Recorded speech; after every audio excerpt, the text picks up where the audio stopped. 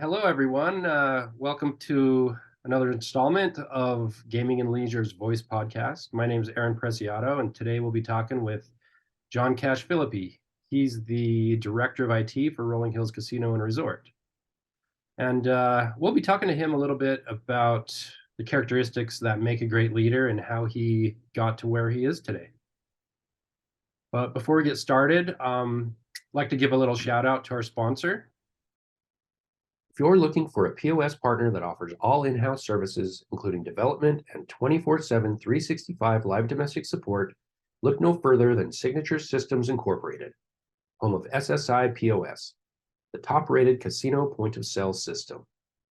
With all integrations, comprehensive menu management, no hardware lock-in, and an array of solutions that include guest-empowered kiosks, Signature Systems, winner of the Innovation Award and the 2022 Gaming and Hospitality Industry Awards, is your one-stop shop for technology innovation. Learn more at ssipos.com. All right, John, let's get started here. We appreciate you coming to the show today.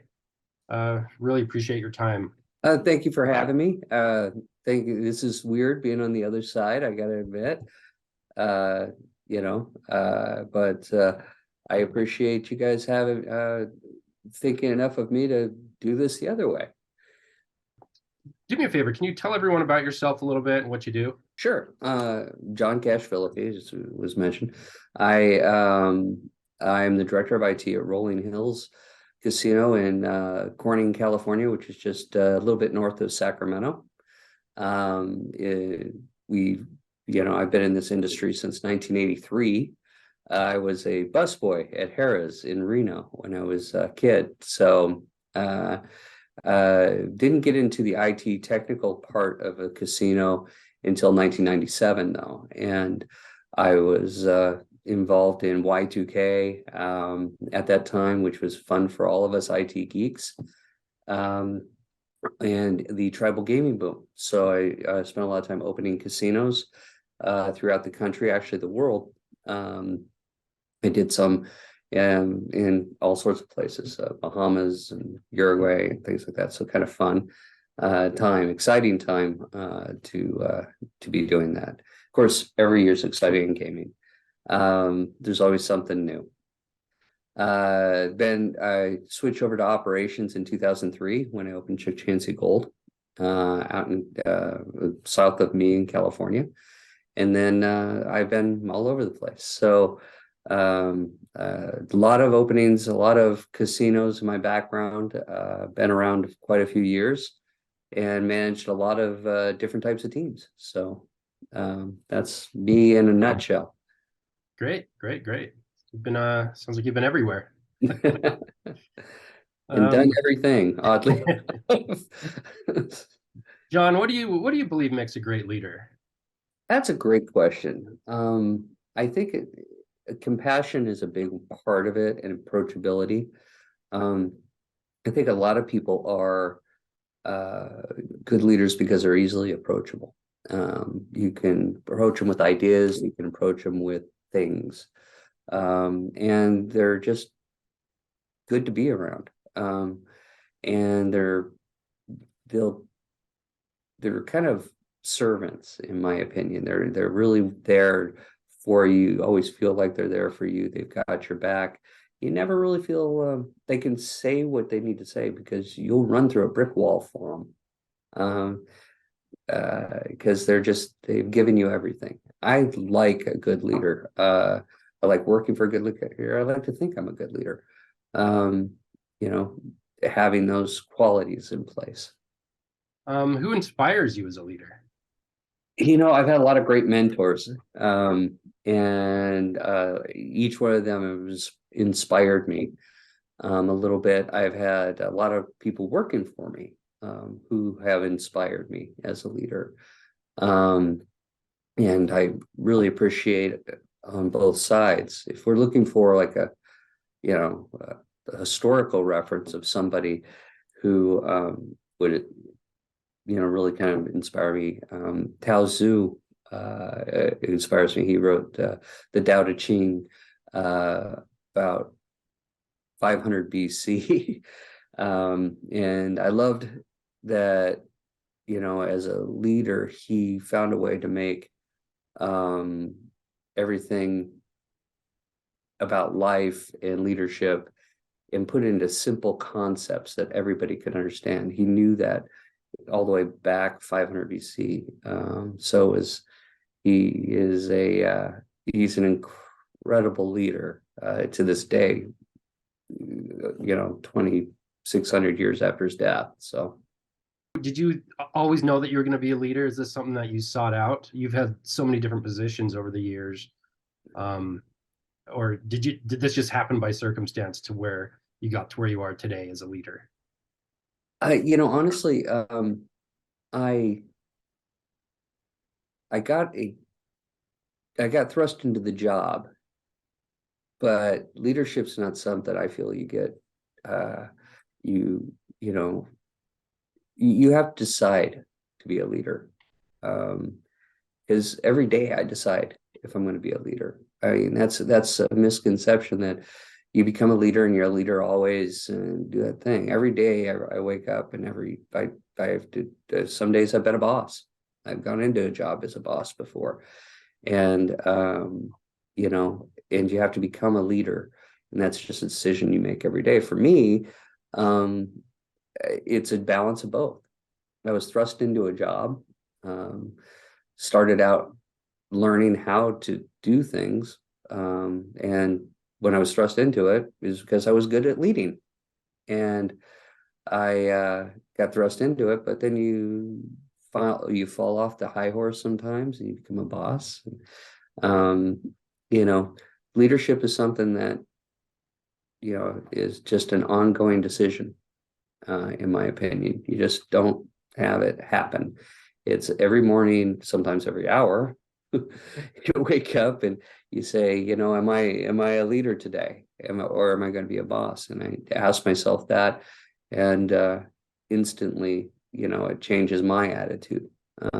If I do that. So Right. Do you recall uh, different types of advice that you may have received as you obtain these leadership positions? yeah, yeah. One actually came from the Data Cheat. It was, and let me see, I have it on my wall over here. Less and less you need to force things until finally you arrive at non-action. When nothing is done, nothing is left undone. That advice or quote, so to speak, means it is a great piece of advice for any leader, because when it says in there less and less, you need to force things. In short words, when you come into any kind of position or job, you're constantly having to force things to make things happen, and the less you have to do that, the better it gets. So eventually you get to a point where you arrive at non-action. Everything's kind of running well and doing all that. And so the point is, when nothing is done, because you're at non-action, nothing's left undone because the thing's running great. Right. So it's something that I've tried to live by, is, to get to as a goal. In leadership, any leader should be looking at that, is to get to a point where the thing just runs so smoothly that no action is required. I've never gotten it there, but it's the less That's the ideal I have dream, to, right? yeah. Well, I appreciate you sharing that. Um, there's so many different leadership styles. If you had to name a leadership style that you try to emulate, what do you think it would be? I mean, there's autocratic, bureaucratic, there's coaching, democratic, laissez-faire, pace setter, servant, visionary. I mean, there's so many different styles. I hate to lay a whole list of them on you and pick a couple, but if you had to pick one or two, what do you think they would be? um Well, I like to think that I use a visionary cross with a servant style of leadership. Um, the truth is, whenever I go in, it's dependent on the team. Certain teams will tell you what they need as far as a leader. Some really respond well to a visionary leader. Some respond better to to an autocratic style. Not many, but some respond better to just having a coaching style or a servant style. Where you get in, really kind of, hey team, let's go, do that. So Sure. it really depends on the team, because I've moved around so many times. I've had to change how I lead. When you've been doing this as long as I have, you kind of learn to adapt, and adapting a leadership style is important. Yeah, it seems like that would be necessary. Definitely have to change your styles depending on who you're leading. That makes complete sense. So thank you. What do you see your own personal secret sauce that helps you with responsibility of leading a team? Uh, if you listen to a team closely, they will tell you what they need you to do. That's my secret sauce, is basically listening, because it's important that they kind of craft, um, you know, uh, how to be successful. And that's up and down, you know, hearing what people have to say versus just, going by the old playbook. Sure, absolutely. Mhm. Great. Um, any advice you might have for someone who's new to leading a team? Hmm. Well, yeah, hear before you do. Um, you know, the biggest mistakes I've made in my career, um, they involve me doing what they hired me to do. It's just the truth. I've been hired in places, and they say, I need you to do this, this, and this, and this with the team. And I've never had bigger mistakes in my career than when I was told that. And I did what they told me to do, go in there and I want you to do this, John, and put these people here and move this around. It's important to do very little when you start. It's important to hear everybody and everything, and hopefully come to a compromise in the middle. That's at least my goal, is to try to always get to that middle ground between what they think want you to do, and what's actually needed to be done, and then kind of meld them together. That's the most important thing, I think. And when you take over any position, and walk in and say, hey, I'm going to lead this team. And they say, I'll give you a great example. I had uh, one group that said, John, we have a lot of remote properties, and in those remote properties, I need staff. I need you to put staff in each of those remote properties. I said, okay. And the farthest one away was like an hour and a half, 2 hours, and they, uh, so getting staff to move to those properties, because they have very large staff, was quite the, walk in and say, hey, by the way, I'm the new guy, and I need to find out who wants to move their life 2 hours from here, so we can manage that property.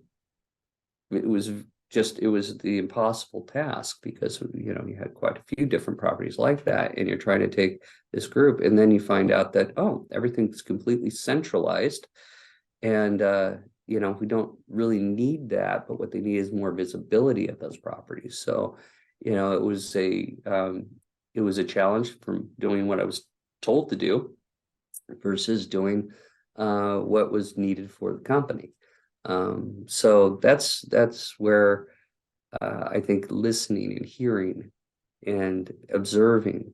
I walk in and I usually say this now. I go, oh, listen, it's going to take me 6 months to figure out what I've got.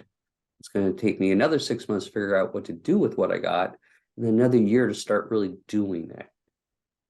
You know, Mhm. um, some people think that's just a way to guarantee 2 years of employment. The truth is, it's the best way to approach anything. Well, that's fantastic. I appreciate it. Mhm. And you know what? I appreciate you coming on the show today and for your time. We value your advice and your words of wisdom here. You've had a lot of experience, so thank you very much. Well, thank you for having me, Aaron, and thank you, Gaming and Leisure, for wanting to have this conversation with me. So Sure. I appreciate all of you, and I appreciate you sitting down with me today. Great. No problem. Anytime. I'm glad to do it. All right. This is Aaron Preciado with Gaming and Leisure Voice. We've been talking with John Cash Philippi of Rolling Hills Casino and Resort. And again, appreciate his time and being here with us. And hope you all have a great day. Thank you.